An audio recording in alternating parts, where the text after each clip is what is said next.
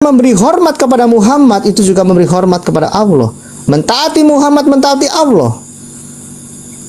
Bahkan di dalam sholawat di surah 2 ayat 157 juga harus memohon. Dan itu mendapat pahala ketika memohon keselamatan Muhammad dan saudara-saudaranya, keluarganya. Hal-hal seperti ini yang kami pertanyaan, di mana ketauhidannya? Barang rampasan yang dirampas Muhammad itu pun adalah rampasan Allah. Mematuhi Muhammad, mematuhi Allah di surah 4 ayat 80. Silakan. Oke, ya. Sekarang saya jawab, saudara. A'udzubillahi minasyaitonirrajim. Bismillahirrahmanirrahim. Ya ayyuhalladzina amanu atiullaha wa atiur rasul. Tidak titik sampai di situ. Taatlah kepada Allah dan taat juga kepada Rasul. Wa ulil amri minkum, dan taatlah juga kepada pemimpin-pemimpin yang ada di antara kamu. Jadi kalau ketaatan kepada Rasul Anda anggap itu setara dengan ketaatan kepada Allah dalam arti kata otoritas, Anda keliru. Jadi gini, ketika taat kepada Rasul, taat kepada Rasul Muhammad SAW, semakin orang taat kepada Rasul Muhammad SAW, maka buah daripada ketaatannya itu adalah semakin orang itu menyembah hanya satu Tuhan, yaitu Allah Subhanahu wa Ta'ala. Tidak ada kemudian ketaatan umat Islam terhadap Rasulullah menyebabkan umat Islam itu jatuh kepada poin dia menuhankan Rasulullah. Karena kenapa?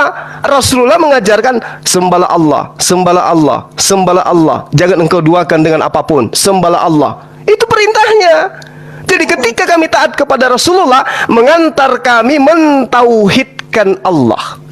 Nah, kemudian ketika kami taat kepada Rasulullah, mengantar pula kami kepada poin di mana kami mendudukkan beliau sebagai utusan Allah. Ya, dia adalah Rasulullah wa khataban nabiyyin. Jadi ketaatan ini berimbang. Ketika kami taat kepada Allah, taat kepada Rasulullah, maka ketaatan kami ini dua arah.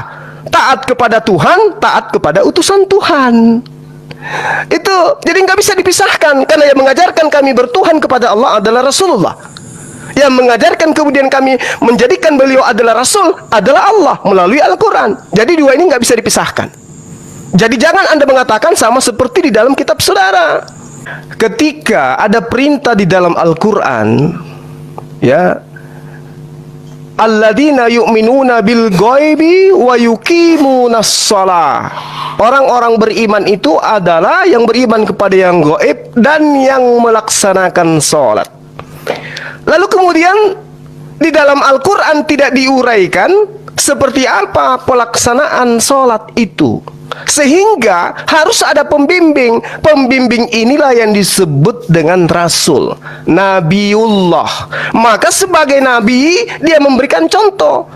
Ya, sallu kama ra'aitumuni usolli. Salatlah kalian sebagaimana engkau melihat aku ini salat.